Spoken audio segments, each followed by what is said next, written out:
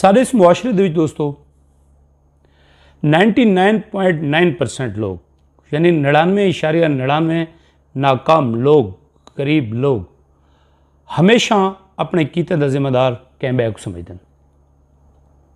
कोई आखसी कि मेरा प्यो मेरे वास्ते क्या छोड़ गए, मेरे वालदैन ने मेरे वास्ते क्या किया है, मेरे दोस्तों ने मेरे नाल क्या किया है, मेरे दोस्त गंदे हैं, मेरे को छोड़ के लगे गए, ये कारोबार मेरा बहुत चंगा हा, मेरे को मुलाजिम ठीक नहीं मिले।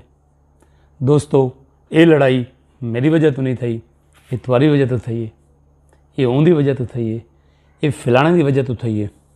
दोस्तों लोगों को दोष देना बंद करो, लोगों को इल्ज़ाम देना बंद करो, अपने सिर जिम्मेदारी गिनो।